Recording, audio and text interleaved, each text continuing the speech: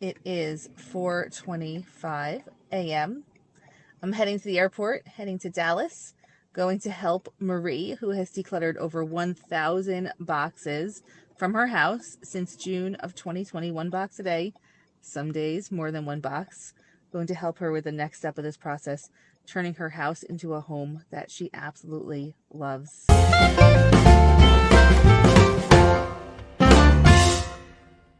Hey there, I'm Coach Marie, and the amazing Jess Marcy is coming to my house today to be here through the week, helping me with the next steps of decluttering my home. I've been decluttering my home for 2.5 years in Jess's program, and I've been doing a box a day. That's kind of my claim to fame in this group, is that I decided early on that that's something that I could do that was measurable. And I've done that for 2.5 years, and I've kind of stalled out a little bit.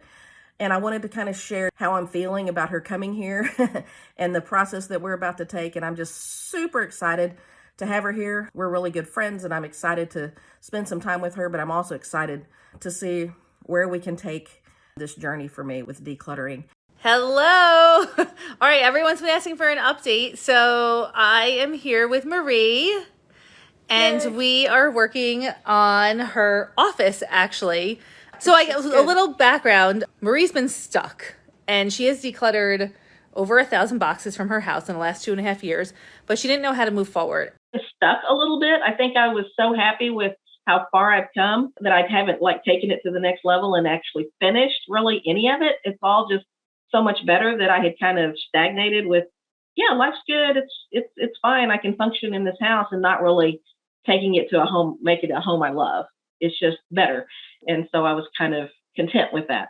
Every single room is not done. There's not a single room that's done. And so I feel like everything that I've put in place over the last 2.5 years have made it so comfortable. It's easy. I can find anything. I can get dressed. I can cook. I can do all the daily tasks that I want to be able to do in my home, and I can do them pretty easily.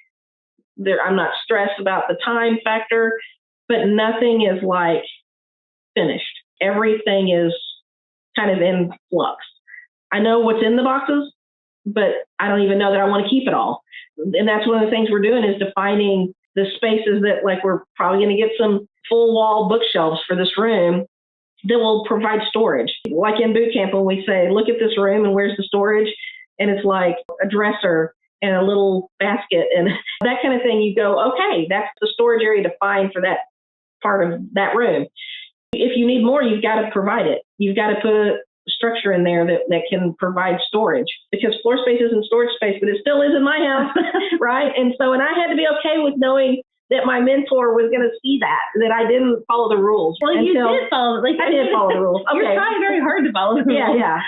but not successfully, right? I mean, yes, I'm not allowing things to continue to just live on the floor, except for the temporary chaos boxes. And those by nature are living on the floor, because that's where they can go until I have storage. It's almost like you have taken every drawer out of storage and put it out, right? That's almost what the box and bins are. There's no actual furniture structure to house it. That's the problem. Right. Yeah. And when I do have that, I'll be able to put it away. I will get whatever I get. That will be the defined space that I have to put the stuff in. And if it doesn't fit there, it doesn't get to stay. And I'm really good with that now. I don't know how good I would have been in month 1, 2, or 3, but now I'm very good with that. I know that I'm going to be okay with a minimal amount of a certain collection. And I really can't even think of a single collection that has to be giant. That I'm not a shoe person. I'm not a clothes person. I'm not even a kitchen gadget person anymore. I want it to be functional, and I want it to feel good, and I want it to be easy to use. And I have changed. Truly. And we get to be who we say we are, right? That's what we learn in the identity lessons and stuff like that. We get to be who we say we are. And if I get to say I'm a minimalist, I'm not, and I don't even want to be. But if I wanted to be, I could say that, and I could seek that. I could work to have that. And I'm not that, but that appeals to me a lot more than being maximalist. A maximalist. That's the thing, actually. Yeah, and I don't want to be that. Whether I acknowledged it or not, I was living as a maximalist. I was buying whatever I wanted, whenever I wanted, and as much of it as I wanted, and I would just keep cramming it into every corner and nook and cranny in my house, never giving a thought to letting any of it go. And now I'm very intentional with anything that I buy. And honestly, that's probably going to be one of the hardest things, is actually biting the bullet and buying this stuff to bring into my house. Although I trust her, says this is going to look amazing, I trust her. Her vision, I can make it happen. But I think you hit the nail on the head with the word like defined space or definition. A lot of the rooms in your house didn't have a defined function. So it was like this and this and this and this. And then there's not storage space for any function. So one of the conversations we had was, this is going to be the office and music room. So what is going to actually be in here in the end? And Marie's like, oh, that's easy. It's going to be my sheet music, my, music books, my office supplies. Knowing that, we're going to define the amount of space we have for those collections now, and then live within that space. So the room's going to have a definition, and the stuff is going to have a defined amount of space. Yeah, and one thing she pointed out was the other room that's kind of the mirror of this room, which we have kind of the walk in the house, and this way's the living room, this way's the dining room, of which we use neither as that. We are not formal living room or formal dining room people. And so they've both just kind of been a game room and an office, and not really even 100% defined as that. And so now that I've kind of taken over what was the game room as my music studio and office, because of COVID, I had to have a space to teach. It became that, which then kind of abandoned what was the office, and it became a storage unit. It just became, anything can get thrown in there, because there's no defined, it's not a space. And so we've been talking today about what we want it to be, and we toyed around with it being a workout room. And the more I thought about it, it didn't resonate with me. She said, what if we make this a workout room? Because she knows I walk every day. She knows that there's exercise equipment and stuff. Yeah, there's exercise equipment around, yes. And so we kind of thought, well, okay, maybe. And then the more I thought about it, the more I was like, I don't think that's what I want it to be. And I said, I just want it to be like a cozy room, like to sit and read, or, Actually, it's a living room. It's a living room, but it's not really formal. It's not a formal living room. It's the dining room, technically. It's the one off the kitchen. So it's technically a dining room that we're turning into. Yeah, we just want it to be a sitting room. And so I know that Jess is going to make it amazing. Like, she's going to give me a plan. I'm not using her for manual labor the whole week.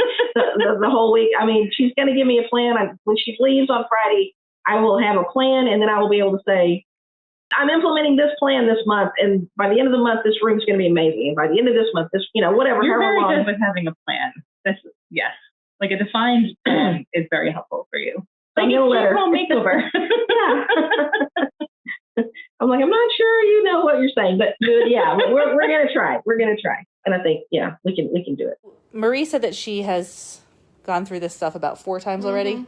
And then it landed here because she knew ultimately it was going to go in this room, or it had to be together. So now we're moving stuff around to prepare for the furniture. And as we move things around, we're just sorting. And come to find out, on the 5th round of sorting, there's still a lot more boxes to be made here. Right. Getting rid of a lot. It's been interesting because I thought I'd already gone through this to the point that it's just stuff that's going to stay. And then with Just Marcy here, and and going through it with new eyes, 2.5-year older eyes of having decluttered for a while, a lot of the stuff I'm just ready to let go of. I'd rather not have it take up space in my house. And so we're letting go of more of it in anticipation of the bookshelves being built and putting things away instead of just in temporary chaos boxes. Like, this is just like where things have just landed through the years. And lots of these temporary, these plastic bins that just kind of, and I find it funny that my daughter labeled them random and miscellaneous. There's different ones. I think I took the stuff one off. Like stuff together, like with like.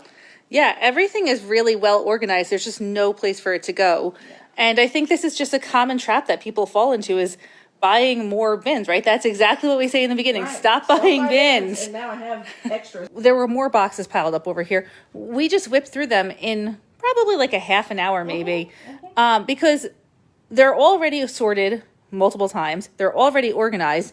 It really is just a matter of like the final decision for what's going to stay in this beautiful home office when we get the right furniture and everything. And so this is like lickety split, super fast. Yeah. It's going to be a beautiful space in the end. Yeah, it's exciting. So I'm really wanting it to be finished, to look nice. And to also have real function. I'm speaking to myself also. Like, why is it so hard to invest in real furniture to create a home? Because you have to know what you want to get. Like, I've just stuck because I don't know what I even want. if you don't have a vision for it, you can't go and get it. It all just ends up being hodgepodge. You fix the problem at hand.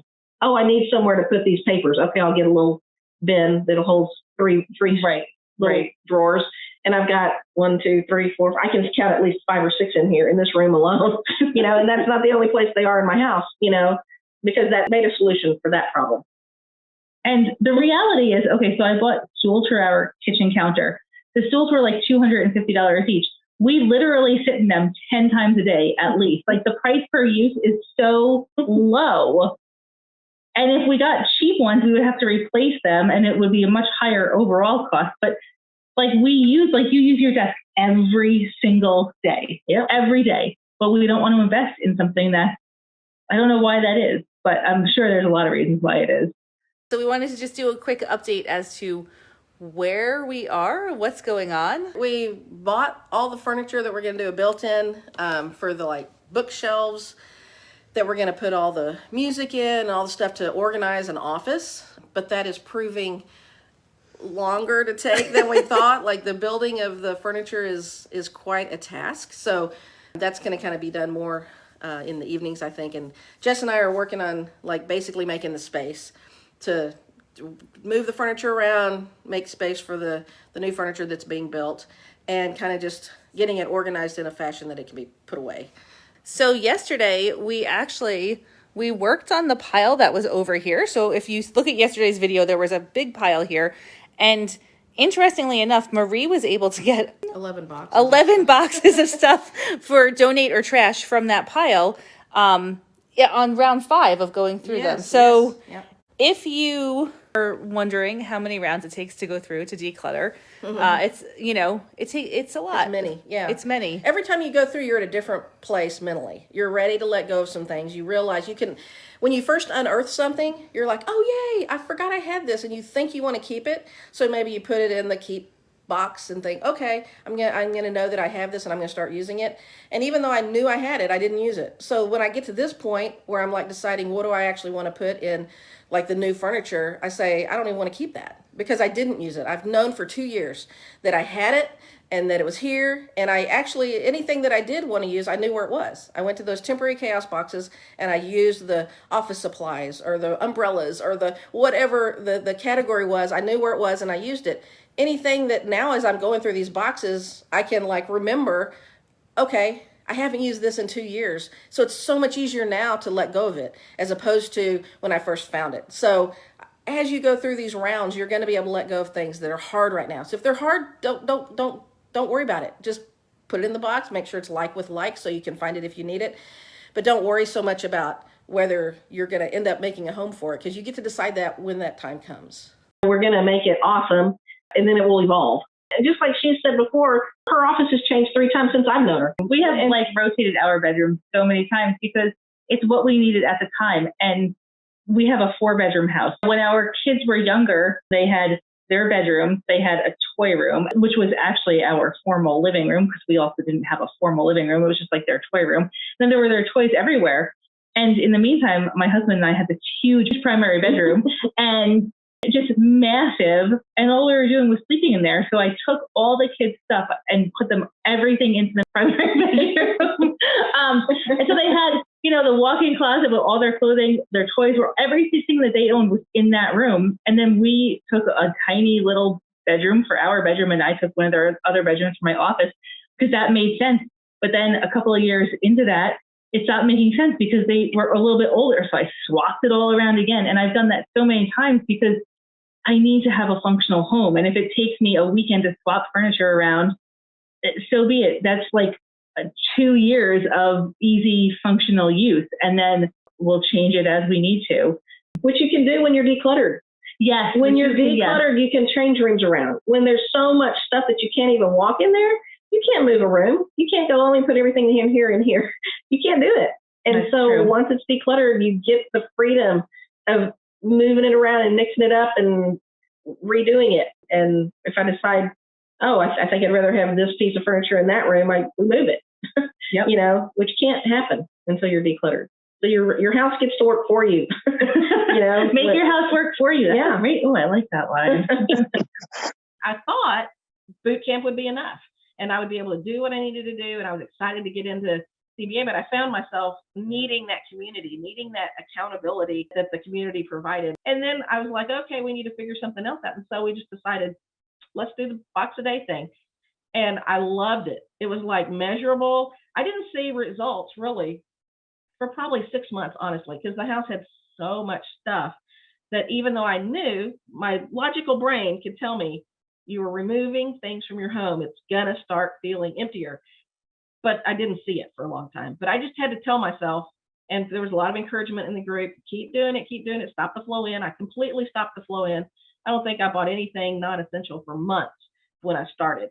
That would totally defeat my box a day theory, right?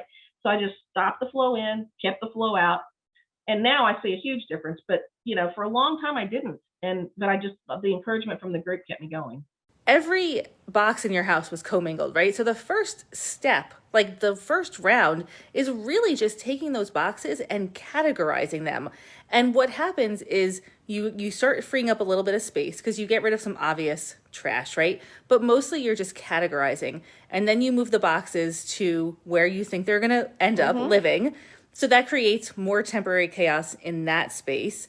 And once they get, say you're doing like bathroom boxes, right? Once you get everything into that space, it's all categorized and moved, then you go through it again. And because now you have 25,000 lipsticks, or that probably wasn't the case here. No. That's not the case in my house either. Just a random example. So then you start, you declutter it a little bit, but you're always moving stuff around and re-going through it until you finally figure out the home and what it gets to stay. But it's definitely a long process. So the thing that's been obviously Marie's greatest asset is that she does this consistently, and she consistently has been following along with this process, which makes such a big difference. So yesterday, going through those boxes, I mean, you whipped through those. I think it took us maybe an hour total, and we went for a walk in the middle.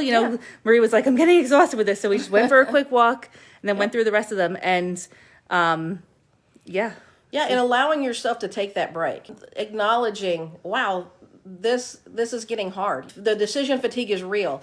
Notice when you're starting to have a hard time letting go of stuff, and just take a break. Get some water, go for a walk, do whatever. Just take a break for a second, and then when you come back to it, you're fresh again, and you're like, okay, I'm ready to tackle this. And one of the things you have to do is figure out the end goal. Where is the stuff going to go eventually? What is the storage container? And otherwise it's going to stay like it did in my house for a couple of years. It's just like, what do I do with it? I know that this is the stuff that I've decided I want to keep, but I don't know even where I'm going to put it. Like I kept saying, well, the area that it's going to go isn't finished. Well, it kind of was finished, but I just didn't know until Jess came and said, you have no furniture. And it never even dawned on me, oh, maybe I should get a system, something to put it in. And so I think I kept thinking I should have what I need to put it in. I've lived here forever, but I didn't. So just getting those extra eyes. So when you're stuck, ask, like I did, ask for help, and we can get on Zoom and, talk you through it. We do want to help. So yeah, absolutely. Yeah. So today our plan is to just really continue to free up space in this room. We plan to let go of quite a bit more. That big piece is going, and just really make it easy to put the big built-in shelves that are going on that wall. Yep. So we're going to be clearing space, and there's a piano back there. Yeah, there's a piano. We're going to move the piano over to its new location. And Marie is also super lucky in the fact that she has easy disposal options. So there's bulk pickup here. She can easily get a dumpster from her town. Oh my gosh, you guys, how amazing is that? She can have donation pickups like pretty quickly. So we're just going to keep going through this stuff and reducing, removing, and yeah, it's going to be fun. Yay.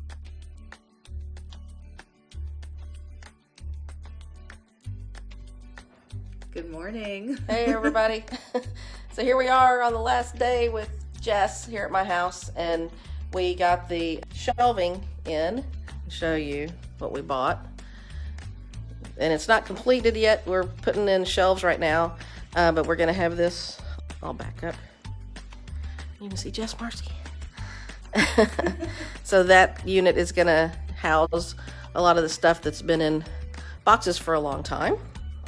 So we just wanted to pop on, say hey, and encourage you guys to start a project of your own. Yes.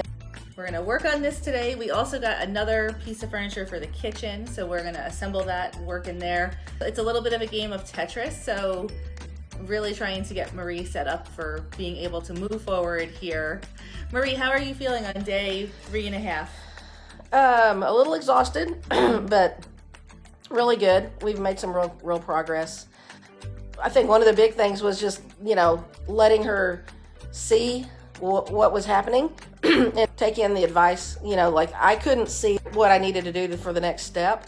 And a lot of that was just, let's find some storage. Let's find some space to actually put the stuff, and then making decisions. Decision fatigue is real. I think we all know that. But making some decisions to get the process started has been good.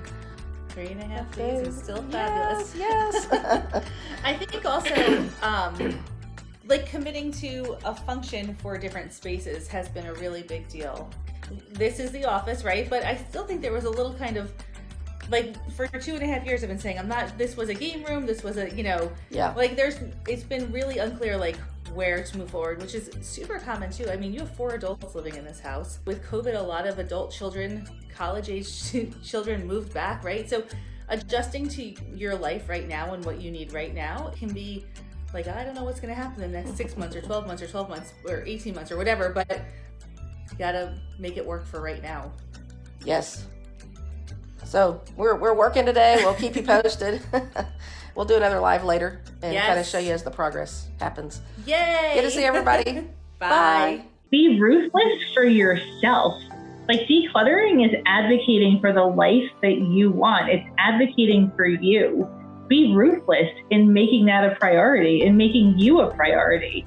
Every time you choose to keep something, you're saying this is of equal importance to me as a person because I want to give my time to taking care of it. Be ruthless in prioritizing yourself more than your stuff. I deserve a home I love. And actually being able to say it without getting choked up, which I still can't really say it, but we need to be able to say it. I deserve a home I love, and not feel like that's being selfish, and it is the truth. So believe it. And I think some things you will choose to keep, obviously, right? But it's really just evaluating that through a ruthless lens of your own time. We're tired. Why are we tired? Because Marie's office is done for now. There's still a couple of finishing touches we need to do, but we are so excited to give you an after. Are you ready? Here we go. Do-do-do. Whoa.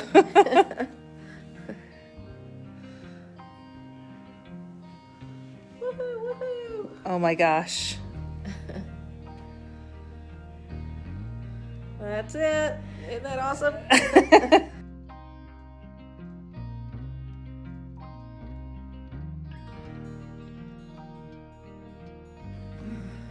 It's exciting. Can you guys believe it? This is IKEA shelving in the back. That really was the one piece that kind of, brings the whole room together. That's what Marie was just missing. Oh, Marie, do you want to show what your desk does? Marie got a very cool desk. Yes, I did. So this is, her old desk was just this here. So we've added this desk, and she can now stand or sit. Woohoo! And a little sitting area over here. Awesome for doing lessons or just relaxing in her office. We moved the piano to this little alcovey area, and I think you'll agree with me, the transformation is nothing short of amazing. We need to get some carpets or throw rugs, area rugs. And there's actually a ton of empty space in that shelving now. Yeah. Like, actually, some of those boxes are empty. So Marie has plenty of room to grow into her office also, which is really important. Yep. It's very exciting. Well, we're exhausted. We are so tired. It's true. So, job well done. Marie did amazing. How many boxes did you get from this, Marie? Probably 30. At least. Yeah. Turns out there was a lot more you could let go of. Let go a lot more. once you see whether you want it in the home you love, you kind of don't want it. So it is nice to get it to this point. Yay! All right, so we're gonna go to bed now. Yes. Thank you, Jazz. Oh my gosh, my pleasure. So next time you see Marie on Zoom, this is gonna be her background. It's gonna look just like this. That's right. A little reminder to dream. Magic can happen. Goodbye, everyone. Bye.